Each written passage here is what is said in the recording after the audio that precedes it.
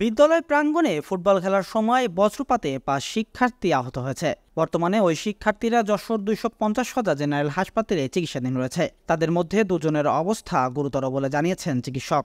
ঘটনাটি বৃহস্পতিবার দুপুরে যশোরের তারাগঞ্জ ভাইনা রাজাপুর সরকারি প্রাথমিক বিদ্যালয় প্রাঙ্গণে ঘটে। আহত শিক্ষার্থীরা জানান, বিদ্যালয় ছুটির পর কয়েকজন শিক্ষার্থী ফুটবল খেলছিল। এমন সময় পাশের একটি গাছে বিকট শব্দে বজ্রপাত আছড়ে পড়ে। এরপর কিছু বোঝার আগেই তারা জ্ঞান হারায়। পরে তাদের চিকিৎসার জন্য হাসপাতালে নিয়ে আসা হয়।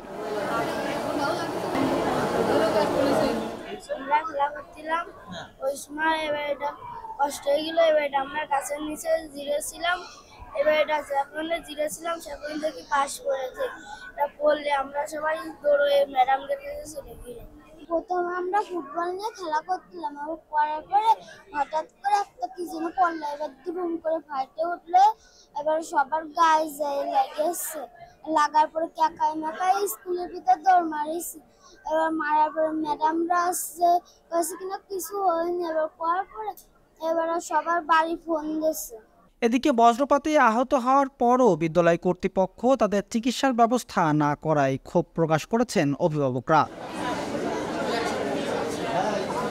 মাস্টাররা বলতেছে কি, তোমরা এই যাত্রা নিয়ে চলে বাসায় নিয়ে চলে, তাহলে স্যারেরা কি জন্য রয়েছে, বাসায় নিয়ে যাবে অভিভাবকরা। তাহলে এই জায়গায় অ্যাম্বুলেন্স খবর দিলে 10-15 জন ছেলে তাহলে একবার চলে আসলে তো।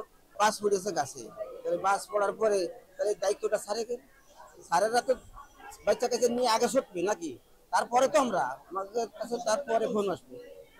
তার বাড়ি এক এক করে ফোন দিচ্ছে, পাচ্ছে না, আর একজনে পাঠাচ্ছে, এ করতেছে ও করতেছে, আর যে অভিভাবকরা তো হয়ে গেছে সব। তারপরে তো দেখতেছি কি এই সমস্যাটা স্যারের কোনো দায়িত্ব নেই। এ বিষয়ে ভাইনা রাজাপুর সরকারি প্রাথমিক বিদ্যালয়ের প্রধান শিক্ষক জানান, খবর পেয়ে হাসপাতালে যেয়ে শিক্ষার্থীদের খোঁজ খবর নেওয়া হয়েছে। বর্তমানে তারা সবাই সুস্থ আছে।